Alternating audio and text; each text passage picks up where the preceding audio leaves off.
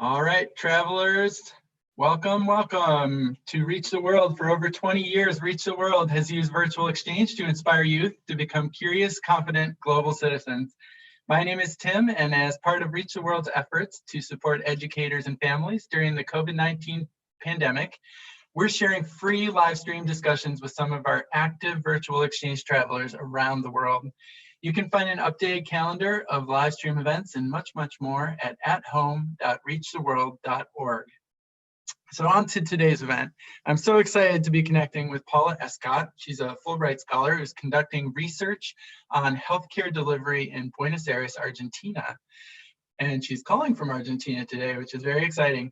Paula's virtual exchange is open to any student who wants to follow her experiences in Argentina and learn more about Argentina in general. And we're going to add a link to her journey homepage on the Reach the World site in the chat bar. And voila, just like magic, it appeared. This will be the first of a few opportunities we'll have to connect live with Paula and ask her your questions. And during today's live stream, please use the chat bar to let us know you're here and share any questions you may have for Paula. We'll get to as many questions as we can. You can submit them in the chat bar and we'll work them in. All right, so it's time to travel to Argentina. Welcome, Paula. Hi, thanks for having me. You bet. Thanks for joining us. We're really happy that you could call from Argentina today. Do you want to start by just telling us who you are and where you are and what you're doing? Sure.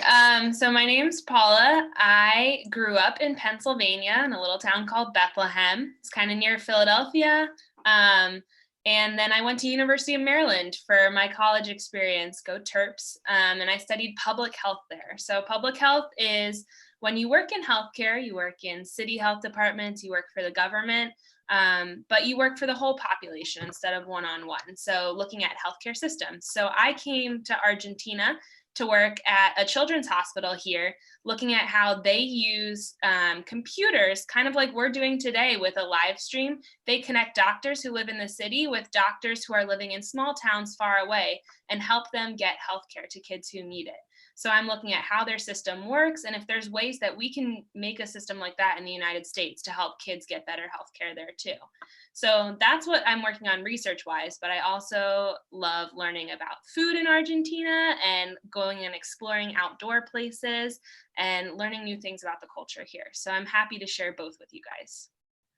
Awesome. How did you get to this point where you are living and researching and seem to be very comfortable doing all of that in a totally different country?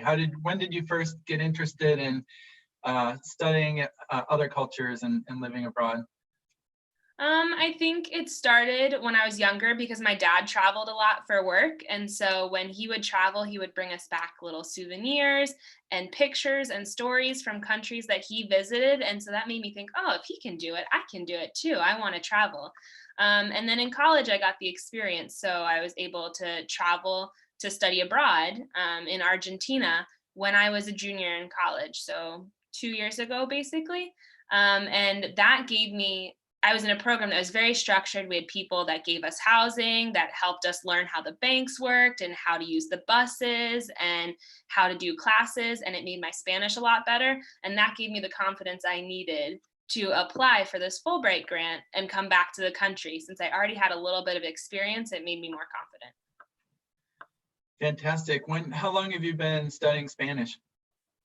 I started taking Spanish when I was in 7th grade in middle school, and I took it for all of middle school and high school. And then I took about 5 or 6 Spanish classes when I was in college. But I was really good at reading and writing from learning it in school, but my speaking didn't get very good until I came and lived here. And that's when I improved the most in my speaking.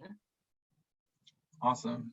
I wanted to learn a little bit more about what your daily life in Argentina is like. I know that your daily life is probably different than you expected it would be, since like the rest of us, you are sort of limited in your ability to move around your city. But what is your neighborhood? What is your apartment? What is your daily life like?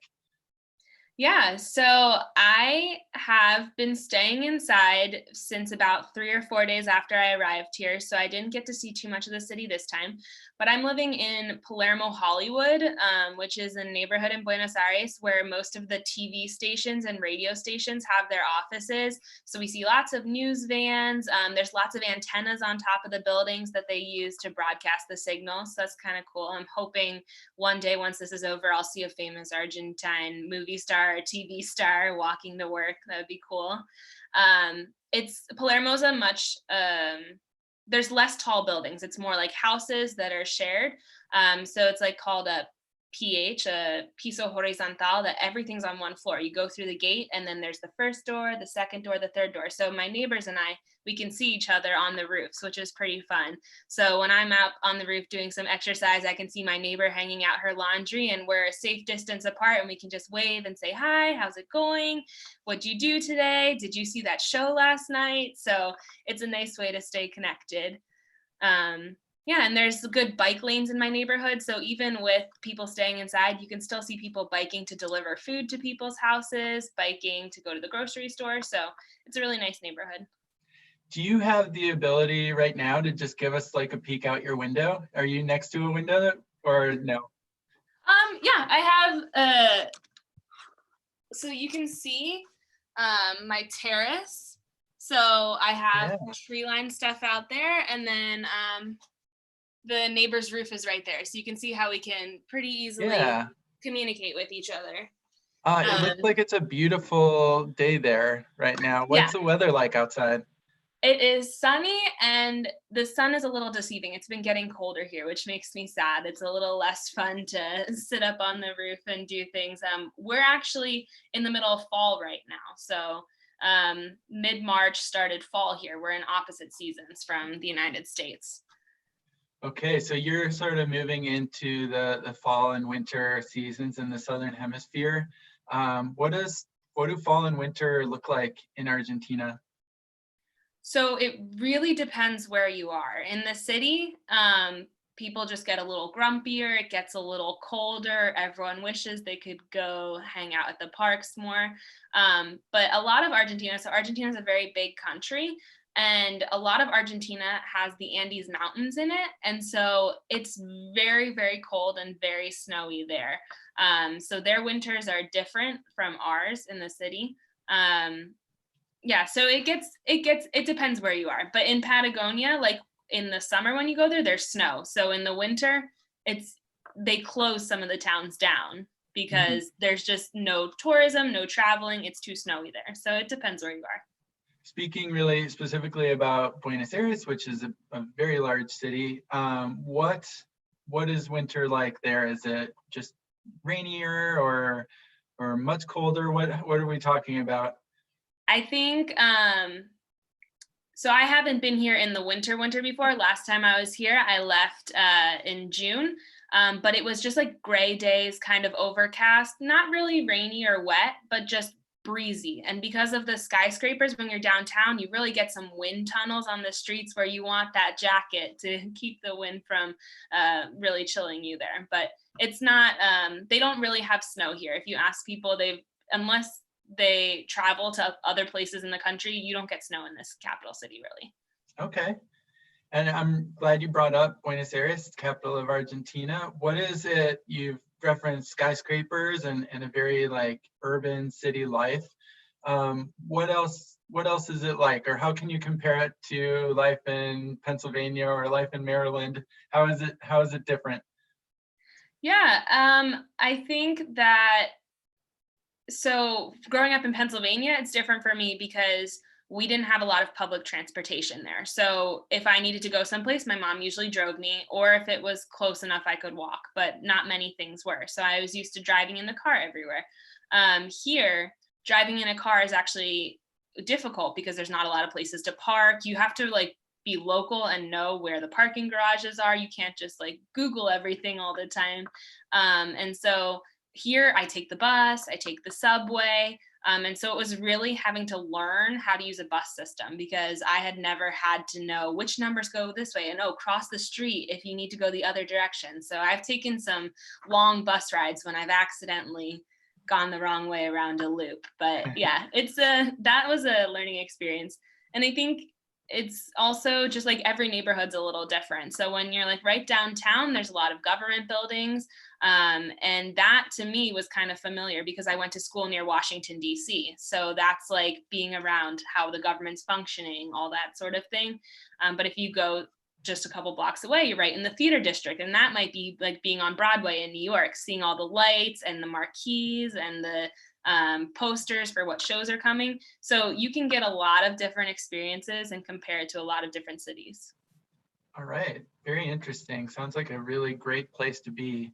I know you have some pictures of some other places that you've been lucky enough to visit in Argentina. And if you want to bring those up while I'm asking this question, I think it would be fun to see some visuals. You had mentioned previously that you've spent time in Argentina before, which gives us a really great opportunity to compare and contrast in some ways. You know, life in Argentina as it was during its most vibrant, and now, you know, it's a little bit limited due to the COVID-19 pandemic, but I'd love to see some of the places that you visited in Argentina.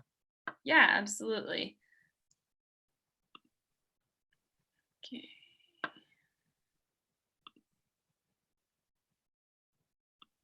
Okay, so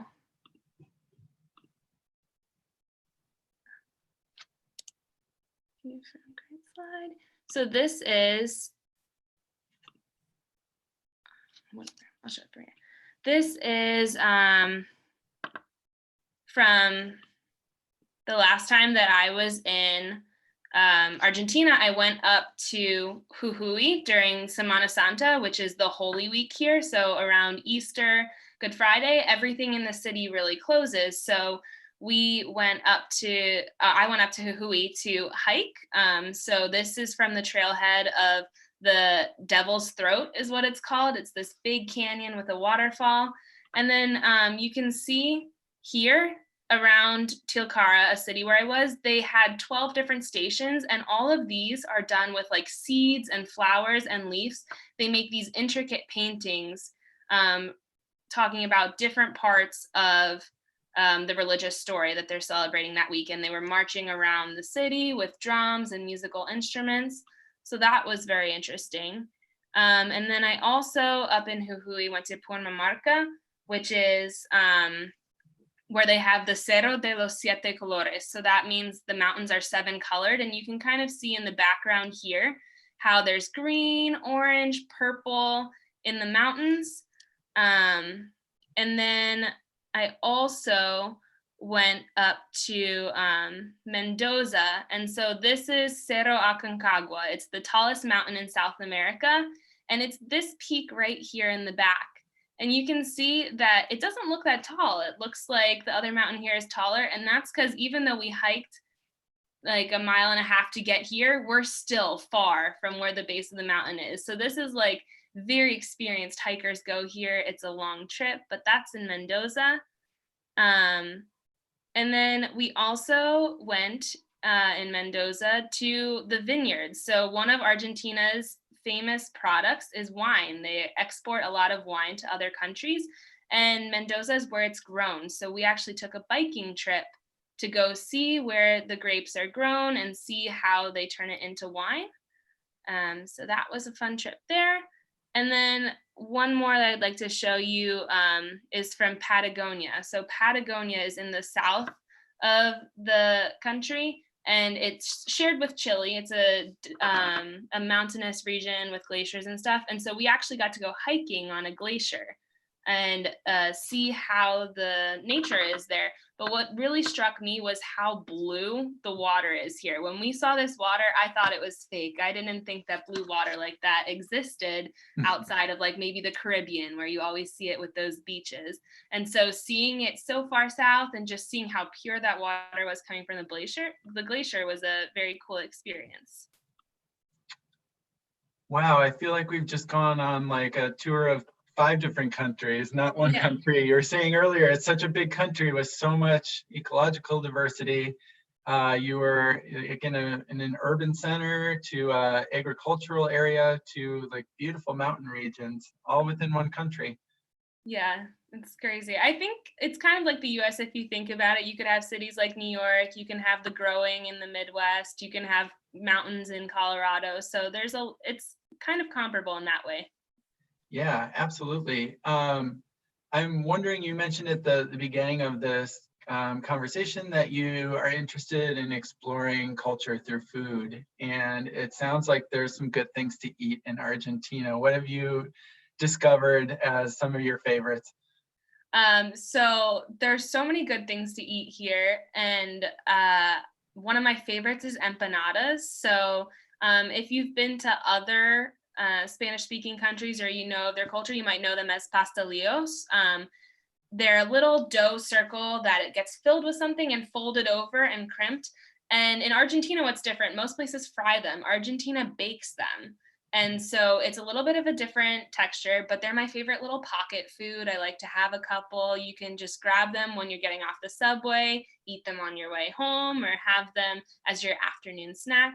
My favorite one that I've had is with tomato, mozzarella, and basil inside it. It's like a little pizza pocket. They're really good. And when you come here, every province has their own little twist on it. So you might go to a fair and they're like, oh, I have empanadas tucumanas. That means they're from Tucumán. And someone else might say, I have empanadas salteñas. So like they're very proud of how each region has made their own empanadas. And so when you're traveling in Argentina, that makes it very fun because every place you go to, you can get a little bit of a different one. So is the dough and the method of baking it the same, but the filling is what distinguishes the empanadas from different regions? From what I can tell, it's kind of like how they prepare the filling. The dough tends to be the same, except for in it's either Tucumán or Salta, they fry them, and they're the only province in Argentina that fries them. So that's like kind of a special one people like getting at fairs sometimes. Yeah, there's empanadas. Argentina is very famous for its steaks. You have asados, which is when like family friends come together and they just grill all this meat on a grill outside, like a wood burning grill or coal, and then they share it together and it's like a great experience. So I just heard that one of my neighbors has a grill on their roof, and on Sunday we're going to pass over a plate of meat and he's going to grill some up for us and pass them back, and we're going to eat on our own roofs but share that experience a little bit. So it's a little piece of Argentine culture that we'll still get to have even with this distancing, which is fun. That's so cool. I love it. Just like all the rest of us, we're finding ways to keep up our traditions while trying to be safe and still social distancing. Yeah. So about the food, I just wanted to show you something that I had here. So I love cooking and I love cooking in the United States, and I want to learn how to cook Argentine food while I'm here. So hopefully when I get to do my food, if you'll know, if anyone's paying attention, we might be able to do a how to fold an empanada and you guys could try it at home or something. But one of the things that's hard sometimes is when you're going to the grocery store and shopping for ingredients, because things don't always look the same as it does here or as it does in the United States. And everything's in Spanish, so I'm looking, and I could not find milk in the refrigerator section when I went to the grocery store, and I was like, where's the milk? Everyone has milk. So in Argentina, the milk is sold like at room temperature, sealed in a container, and it doesn't come in a plastic jug. It comes in like this cardboard box. And so it comes warm, and then once you open it, you put it in the fridge and keep it cold. But anyway, I thought that that was very interesting that they come in boxes and not in jugs here.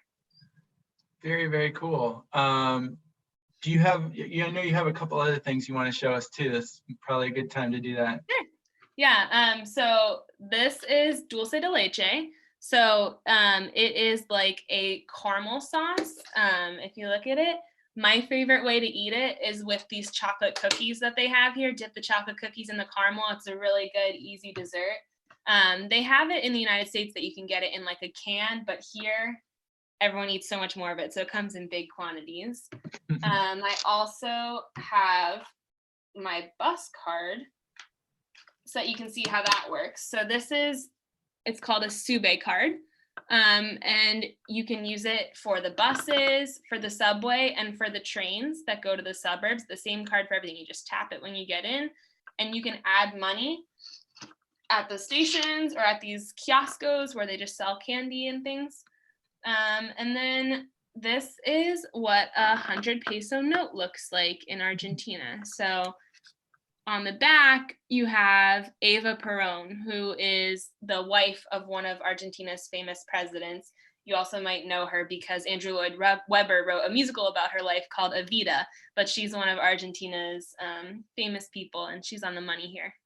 Can you give us a sense for, you said that was a 100 peso note. How Yeah. much would that be in US dollars? About $1.50. Okay, so 100 Argentine pesos is about $1.50 US. Yep. All right. Yeah. Are you when you go to the grocery store, are you constantly like making calculations in your head? Do you have to calculate what the prices would be? Always. I always am just thinking, okay, it like right now it's about 63 pesos to $1. So I'm just like kind of dividing by 50 and adding a little bit. Like it's always guessing, but yeah, it's always calculations. I'm like, is this, and then I'm like, is that what it costs in the United States? Does it matter? So there's some things that are a lot cheaper here, some things that are more expensive. And I think that kind of impacts the way you eat and shop too. Yeah, absolutely. I want to just pause real quick and remind all of our live stream viewers that they're welcome to submit any questions. If you're still getting to know Paula and are sort of beginning to follow her journey, by all means, save your questions and you can share them later. But if you have something you want to ask Paula right now, I'd love to pass the question along. And in the meantime, I have hundreds of questions for Paula, so I'll just keep going until somebody stops me. I'm wondering about music and what sort of how music might be the same or different in Argentina. Yeah. So Argentina is very famous for the tango, which is kind of a slow, dramatic dance, but there's a lot of tango singers that go along with it. So you'll hear that playing a lot. But one thing that I find very funny is that they listen to like a lot of American musicians. So the first time I came here, we were at a restaurant and they had like the Beatles playing, and we were like, we thought we were going to listen to Argentine music. And they're like, no, this is what we listen to. So a lot of people, when you go to clubs, like they might be playing the same Daddy Yankee or Luis Fonsi song that you could hear at a place in the United States. And a lot of people really like Frank Sinatra. I've heard my neighbors playing him. My host mom has played him. So a lot of people really like some classics from the United States as well. So it's a good mix. Interesting. If you were in Buenos Aires and you wanted to do something that was really traditional Argentine, like either see a tango or like eat a really traditional meal, what could you do? Like if you were going to do a day out on town, what could you do to go past some of the American music that is also enjoyed in Argentina and to something that's really Argentine? I think the big thing to do would be to go to like a milonga. So that's a place where you can have dinner, but they also have a tango show built in. And so you go, you have your steak, you have your Malbec, which is the red wine that Argentina is famous for. And you watch a tango show, and then sometimes they teach you how to do it too. And so you can try out that tango. People from the restaurant will start doing it. And so the few times that I've tried to tango, I find that it's nice to have an Argentine friend who will really lead you through it.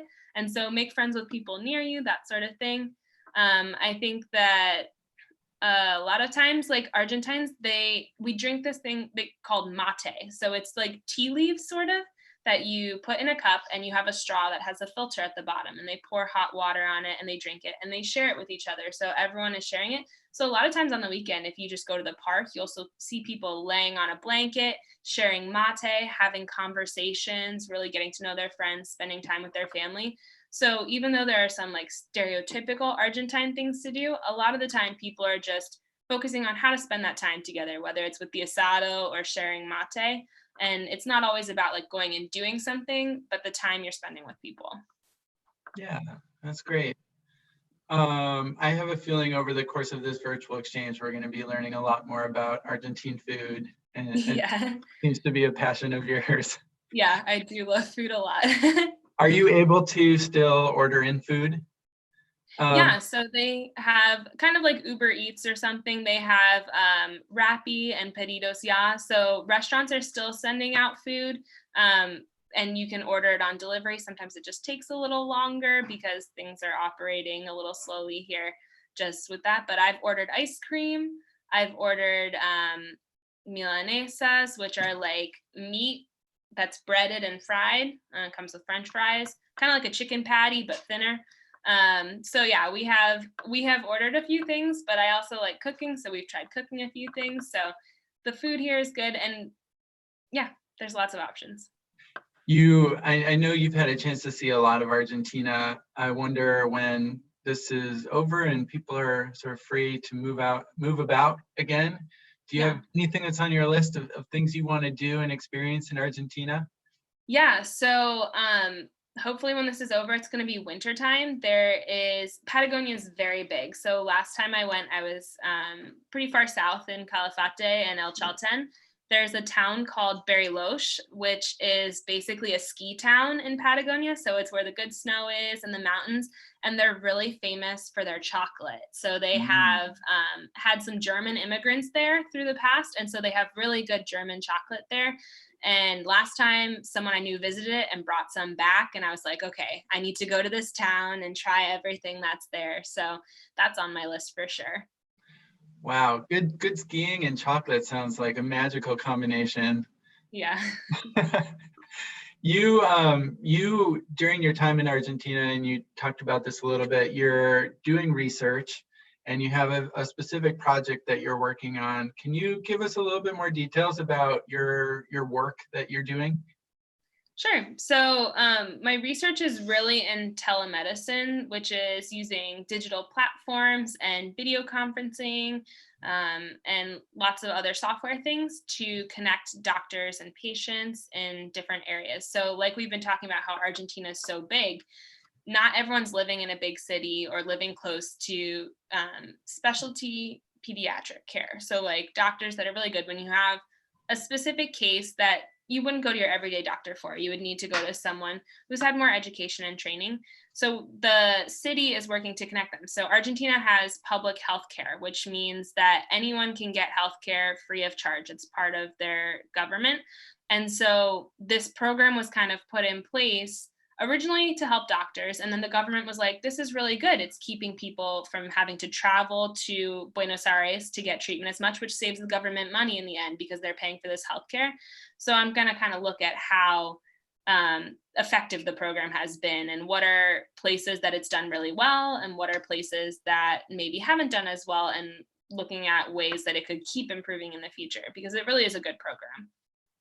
Very interesting. Are you hoping that this sort of leads to a career in something along these lines? Are you interested in a career in research or in medicine, or where do you see this going?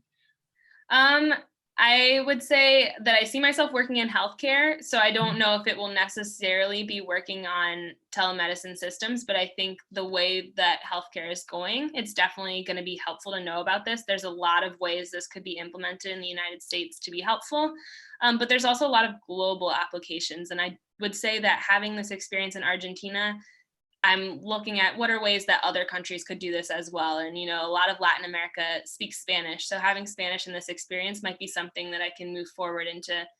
Could we start programs like this in other countries? Or how could we help people get healthcare in places where they don't have it right now?